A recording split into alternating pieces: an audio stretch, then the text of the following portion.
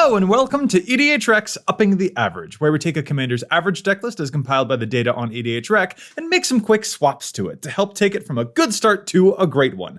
I hope you're prepared for this one, because, man, what a horrible night to have a curse.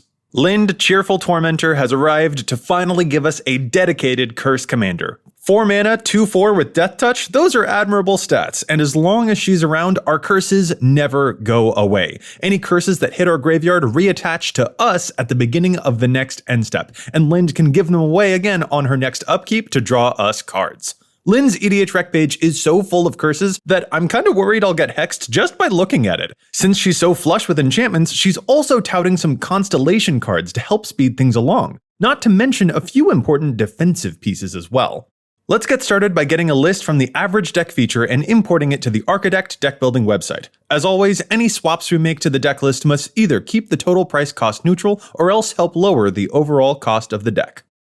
Curses! These are some serious jinxes. No, for real, this is a terrific average deck list. I'm absolutely delighted by what we're seeing here. We usually associate curses with just Innistrad, but there are some great curses from Amonkhet that Lynde makes great use of as well. Note that almost half of this deck's budget is just in the mana base, by the way. Almost all the curses themselves are very budget friendly, with only like 2 or 3 exceptions. Remember, we'll have honorable mentions at the end of the video for lower and higher budget recommendations. For now, let's get a bit more affiliated with our Grixis Witchcraft, especially by getting to know our core cards a little bit better. Obviously, we have curses. Some of them are useful at providing incremental help here and there, but while they're really cool, I don't think those are our best curses. In my estimation, our best curses are definitely Curse of Misfortunes, Bloodletting, and Thirst. Curse of Misfortunes is a great card to attach to ourselves to constantly go and find new curses, which then Lynde can ship away to another opponent. And I consider Curse of Thirst and Bloodletting to be our best curses after that because they represent a meaningful win condition. A lot of the other curses in this deck are useful, but can be slow to put together a win. This is definitely a grindy deck, so we care a lot about those curses that cause inevitability. I'm also completely enamored with copy effects like Mirror Maid. 2 versions of the same curse on one player can be very deadly, or we can share our favorite curse with more than one person. However, the most important cards in the entire deck are probably these right here. Sacrificing our curses is a big dang deal. Lynde is a card advantage engine, but only if we can give things away. But also, sometimes we get curses attached to ourselves that we didn't want, and Claws of Gix will help us mitigate that for a short time. They'll still come back to us, but we can delay the negative effects when necessary, and that is huge. Not only that, but since the curses keep coming back, we get tons of enchantments entering the battlefield, triggering constellation effects all the time. Doomwick can keep us clear of enemy nasties, and Grim Guardian is a potential game ender when we're flipping that many enchantments in and out of play. So where can we make some changes? Let's get to it. There are 3 sections for us to tackle. First, let's examine our deck's relationship to removal. Second, we'll do a little bit of hocus pocus. And finally, we'll round it out with some playful mischief. Let's start off with removal. Across various movies and stories, curses are famously difficult to remove, but unfortunately, we can't say the same for our commander. Let's up our own removal game while also trying to keep our commander safe from it. First things first, I'm not a fan of Bedevil in a 3-color deck. This mana cost is very specific to try and hit, and it's been my experience that the thing we're most afraid of is being attacked by a big creature when we happen to have wound up with some of our own big curses back on us. I therefore propose a swap from Bedevil to Reality Shift, which more efficiently removes a big baddie because it's easier on our colors, costs less mana, and it gets around indestructibility. The next big thing to tackle is protecting Lynde from removal. Lynde is a linchpin for the deck. She's our card advantage engine, and the thing that keeps our curses eternal. I want to upgrade some of the protection that's already here, because I think it could be a smidge better. There's an Arcane Denial in the list, but I'm softer on this one. There's a lot of debate to be had here for sure. I don't think this is a bad card. I just don't know if this deck's current configuration requires the Arcane Denial over other options. The thing we're most afraid of are non-creature spells, so I'd swap directly across for a negate so that we're keeping Lynde safe from removal spells while not giving anyone else any extra cards. I was also on the fence about Callaphy, but I've ultimately found myself just slightly disappointed by her. Protecting the curses isn't as big a deal as it may seem, because Lynde herself keeps them around. Therefore, it's more important to protect Lynde first and foremost. And Callaphy does technically offer Lynde some help in that regard, but the ward only costs 1 extra mana, and a determined opponent can get around that pretty easily. I'd rather shore this up by swapping out Caliphie for a pair of shoes. We have Lightning Greaves in the deck already, and we definitely would love to have Boots join them to keep Lynde properly untargetable. That's it for section 1, so let's move on to part 2 and start cursing. Wait, no, okay, I didn't mean it like that. I didn't mean it like swearing. I meant it like casting curses. Let's just get to the section before I embarrass myself any further. So I may have buried the lead earlier when I was talking about core cards, because there are 2 other extremely important cards in this deck too. The Sphinx and the Paradox Haze. The important thing about these is that they give us additional upkeep steps. This is huge for Lynde's upkeep ability to move curses around and fill up our hand with more cards. I think it's actually kind of important to note that sometimes Lynde actually wants to enchant herself with a curse first so that she can move it next turn. This is risky, of course, but the advantage is pretty awesome when we're able to pull it off. I want to suggest another card in the same ilk as the Haze and the Sphinx, but before we can do that, we need to make room in the deck, and that means we have to examine the curses themselves. We've got 28 enchantments in the deck right now, which is awesome, but after getting some reps in with them, there are a few curses that I'm honestly not sure we really need. First, Curse of the Pierced Heart. 1 damage a turn is slow. The best thing about this card is that it's cheap to cast, but I don't think that makes it worth the card slot. Of the curses, this one is remarkably low impact in a 40 life format. Next is Curse of Chaos. I don't hate this one, I just don't love it either. The payoff is minimal here too. There are several curses with cool attack triggers which are supposed to entice enemies to hit each other, but I don't think this one does that job very well. And on the rare moment that we're the ones attacking, it doesn't do much for us either. Finally, and this is a bigger one, I didn't like Curse of Echoes. I think this is a cool card, I really do, but here's the problem. When we're cursing other players, we draw a lot of attention to ourselves. Since placing curses is such an obvious target against other players, it can stir up animosity decently quickly, which means when we put Curse of Echoes on someone, and then they cast a spell which everyone else gets to copy, they're all kind of incentivized to point all those copies right at us. While other curses allow us to choose benefits a bit more intentionally, I think this is the curse with the biggest potential to backfire, so I'm gonna cut it to make room for more support. Alright, some room has been made, so what is that Paradox Haze-ish Sphinx of the Second Sun style card that I was hinting at earlier? Well, it's a nice, easy Strionic Resonator. Did Lynde's ability just trigger on the upkeep to ship curses away? Let's copy it and do it twice. This is a really nice way to expedite the cursing process while also drawing tons more cards. That'll do it for section 2, so let's get mischievous. We're not just the Tormentor, we're the Cheerful Tormentor. Placing curses doesn't mean anything if we don't get to have a little fun while we do it.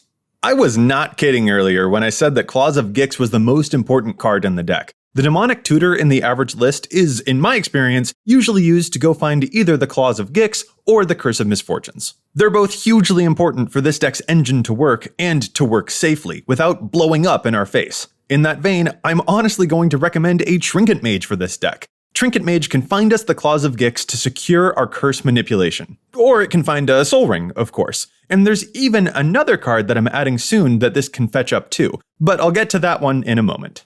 As long as we're talking about artifacts, there's another swap I'd like to make here too. I'm already pretty happy with the ramp we've got here, so this Solemn Simulacrum in the deck kinda catches my eye. I think I'd like to switch this one out for a different 4-mana artifact creature, and that's Silent Arbiter. Like I mentioned earlier, Lynde draws a lot of attention, and if we wind up with some bad curses on our face, that'll be even worse for us. There's a reason that propaganda shows up in the average deck. We need good defenses. Silent Arbiter helps make sure we don't get hoisted by our own petard. On the subject of combat, I also gotta say, I was a little unimpressed with Xantcha in this deck. Like, I love her a lot as a commander, and as a card for the 99 of other force combat decks.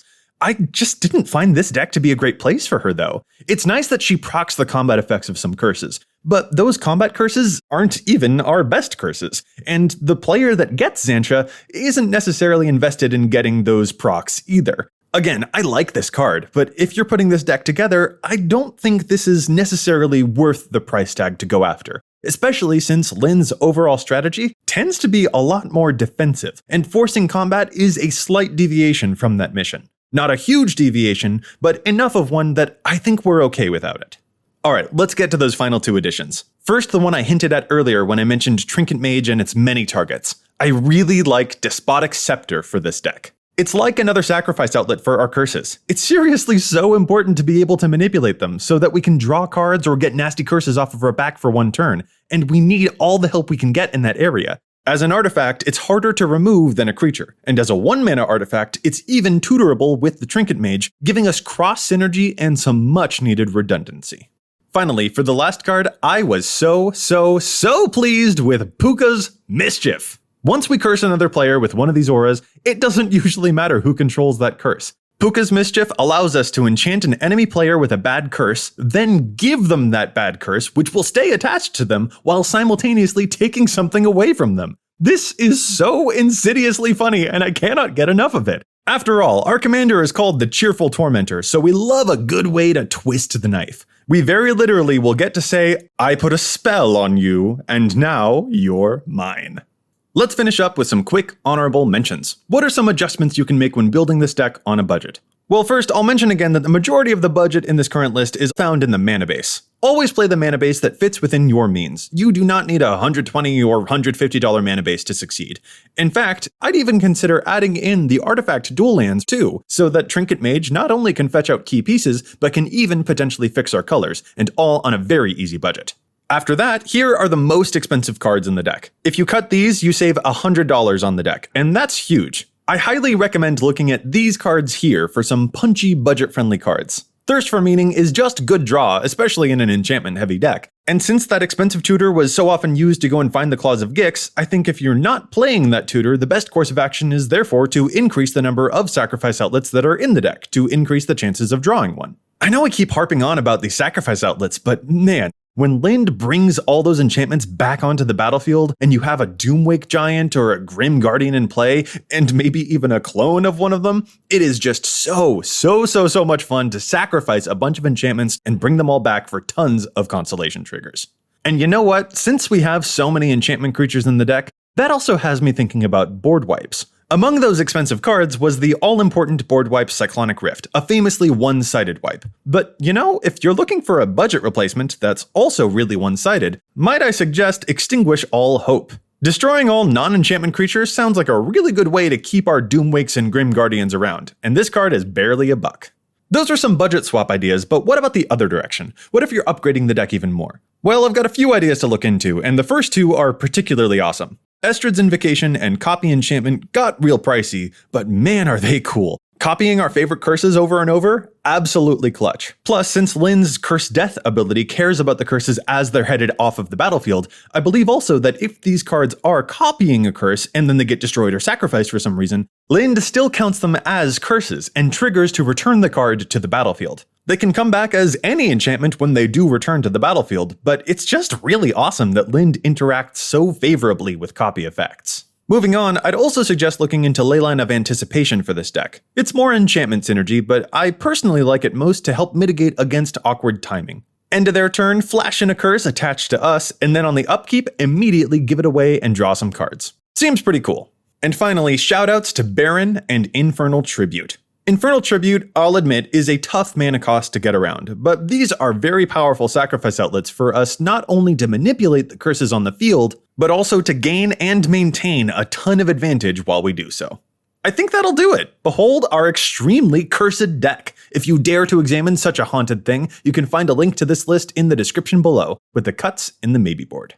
Lynde would like you to know that since you've watched this video, now you are also cursed, and the only way to remove it is to like and subscribe. I didn't make the rules, talk to her. Anyway, if you have any other recommendations that you'd like to share with your fellow cursed players, make sure you leave your suggestions in the comments below. And as always, thanks so much for watching.